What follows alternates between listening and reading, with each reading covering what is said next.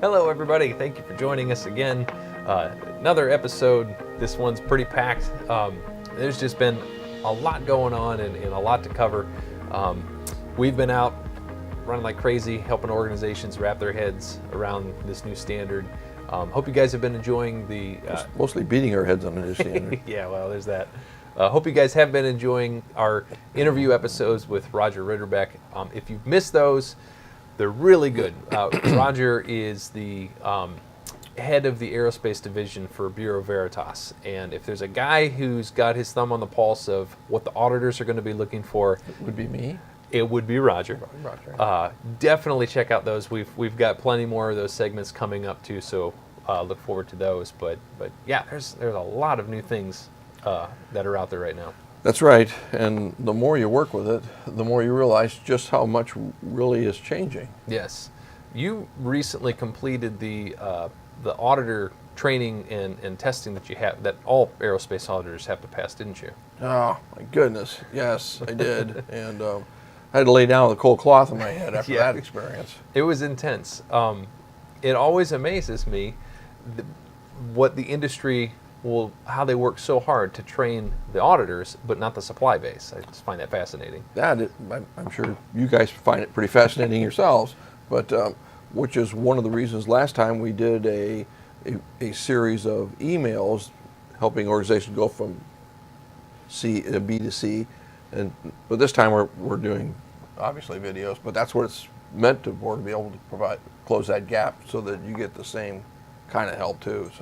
So we're trying to bring you what we've learned for both from the auditor training and from experience of trying to help organizations put this in the field. Yes, we've been with both military and commercial organizations alike. Yeah, quite a few military work with the Army, the Navy. We're just at the Air Force. So no Marines yet, though. No, you know they're a little bit, Marines are a little bit dense. And, Great. And eventually they wake up. Eventually. So Shots fired. Be glad there's no Marines here now. yeah, you're right. No, there aren't any jarheads. I mean Marines. They're not here now, are they? Yeah, but they're probably en route. So in that case, let's hurry up, wrap this up, and get out of here. Prevention of counterfeit parts. That is a new requirement, and that's what we're going to talk about today. Yes, if you work with electronics, you're probably quite familiar with prevention of electronic parts because that's what was expected. But the new standard is for all organizations, not just those working with electronic parts. Yes. All right, so let's take a look at what the standard has to say about this new requirement. And the Marines are welcome to look at it too. 8.1.4, Prevention of Counterfeit Parts. The organization shall plan, implement, and control processes appropriate to the organization and the product for the prevention of counterfeit or suspect counterfeit part use and their inclusion in products delivered to the customer. Let me interrupt you for 1 second, Mike. You'll notice here, the standard doesn't say if appropriate or if applicable. It says shall. And of course, we all know whatever comes after shall is mandatory in the standard. Yes, in this case, the organization shall plan, implement, and control processes. It certainly gives the organization the mandate of creating a counterfeit parts program, but also within there is an ability to structure that counterfeit parts program as applicable to what it is you're actually doing. So. Yes. So you have to have one in place, and let's take a look at what the standard says that process must cover.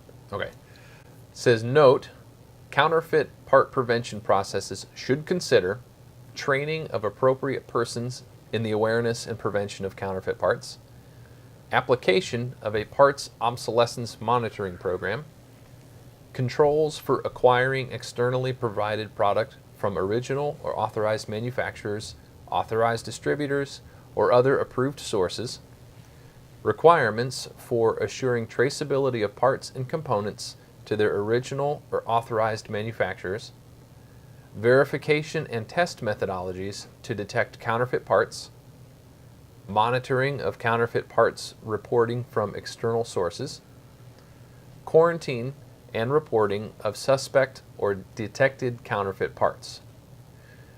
So how do you see most organizations prevent counterfeit parts? Well, it really depends on what the organization does and what kind of components, parts they actually use. I see all those bullet points covered in most organizations, but two of them are by far the most applicable clause, bullet point 3 and 4. Maybe you could take a look at those. All right, 3 and 4, let's look at them again. Number 3 is controls for acquiring externally provided product from original or authorized manufacturers, authorized distributors, or other approved sources. And then number 4 was requirements for assuring traceability of parts and components to their original or authorized manufacturers. So this really comes down to ensuring where you're buying your components or products from the right source, and you maintain traceability after you get it. So you make sure you're buying the right stuff, you're insisting you have the right documentation with those materials when it comes in, and that shows it was made by the right place. And this could be a CFC, test reports, stuff like that. So What about when they're buying from a distributor, not a manufacturer? that's a good point. There's a lot of problems that come in with buying through distributors. And it's critical that the distributor is a legitimate distributor, not somebody operating in a garage in Timbuktu. What if it's a nice garage in Timbuktu? Well, no, even if it's an authorized distributor, you need to acquire the traceability docs to show that distributor has traceability back to where the stuff was manufactured. Hey, before we got going with our shoot here, you were talking about an example, a real example of a problem that an organization had with counterfeit parts and a lack of traceability. Actually, a lack of traceability both from the manufacturer as well as internally. Yeah. Could you relate that story again? Well, I would, but the crew keeps beating on me when I go off script. So, but I think they'll let me go on this one. But there was working with a military organization that was assembling missile components, and they were putting the screws together that attaching these things. And as they started assembling them, the screws were breaking off in the assembly process. So when they got to looking at them, of course, they were counterfeit parts. They were unable to trace them back to the original source. The problem that they had, though, was Other than broken screws on a missile. right. Well, that was a problem itself, but the problem even expanded when they went back and looked, because when they got all these things in, they dumped them in a big container, and they were unable to know what was what. What's good, what's bad. They had to dump everything, and then if you're aware of, a good corrective action has containment in it, and containment means you look at what other sources could.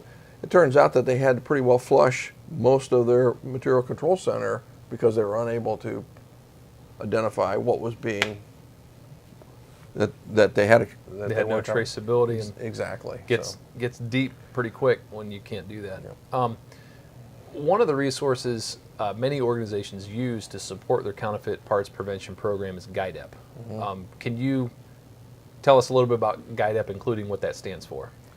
Yeah, GUIDEP's one of these things where you say it so many times you don't know what it actually stands for. But it's Government Industry Data Exchange Program, and they maintain a database of orgs that have known counterfeit parts issues. And actually, there's an alert system that can alert you and keep you up to date. Yeah, it's a pretty valuable tool, but it's not cut and dry on who can use it. No, there's good news and bad news. So, the bad news is that you can only use it if you are a member, and you can only be a member as if you're part of the government, or you sell directly or indirectly to the government. And the good news? Did I say good news? Kidding. Yeah, the good news is most of you meet that thing, because the vast majority of people that are watching, at a minimum, are selling parts or components to the OEMs, and they end up in a government product. So sort of a circuitous route, but you do actually. That would enable you to use GUIDEP, which is free, by the way. Right. So if you qualify for it, there's absolutely no reason not to use it. Yes. You mentioned that there are some who are using this pretty effectively. Yeah, I think we mentioned on a previous episode, Science and Engineering Services in Huntsville. They're an amazing group. They have a tremendous quality management system worth looking at. You mentioned every time you go there, you end up learning something.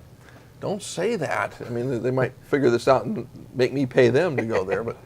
But in fact, one of the things I'd like to do is when we're down there, maybe shoot a couple episodes with the iPhone and you give can you see guys a little bit what they do. So yeah, peek behind the curtain, that'd be great. SES now locking their doors. I won't be long back.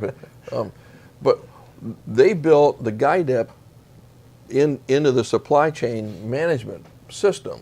So they don't add anybody to the ABL unless they check the GuideUp. It's one of the things they do. And whenever they get an alert, they immediately go to the ABL to see if there is an issue there. If they are, the hunt is on to locate those products and components. Very cool. Very cool. Yep. So it's a pretty cool program. All right. Well, when we come back, we're going to talk about where we're heading next, what we're going to be discussing in some upcoming episodes. Learn all about AS9100 Rev D with our new online course. This is the best resource to rapidly get you caught up on what's changed and what's new. Our course guides you through each part of the standard and teaches you how to implement it within your own organization. Each section is broken into bite-sized pieces, allowing you to work through the standard at your own pace. You can access the course as many times as you want, making this the #1 resource for when you need a quick refresh on a specific topic. Buy it today and get the guidance you need to achieve your Rev D certification. So that'll do it for today. We have, as we mentioned at the top, we've got some really great episodes continuing on with Roger Ritterbeck's interview. I'm really excited for some of the stuff that he jumps into. So definitely stay tuned for that. Yeah, the thing about Roger is not only is the head of the aerospace sector for Bureau Veritas, which is actually the largest certification body for aerospace, but he's also an auditor, and he's audited a number of our clients. This guy's an outstanding auditor, yes, so this is worthwhile knowledge for you to know what an auditor is going to be looking for when he sees some of these clauses that we're trying to scratch our heads on. Yeah, so, absolutely. Yeah. Also, as a reminder, we had somebody recently. They were watching some of our past episodes, and which are great if you can't sleep at night. if there's been a number of episodes where we have offered various downloads from our risk-based thinking model to a process evaluation matrix and so forth. Just a reminder that's always a standing offer. Anytime if you're watching any past episodes or you would like any of that material, that's what it's here for. It's here to get to you. Just let us know. You can do through comments on the video here, hit us up on our website, email us, whatever way works best for you. And on top of that, we'd love to hear from you, love your feedback. If you have questions, you want us to address anything here on the show, please let us know. We'd be happy to do it. And until then, we will see you next time.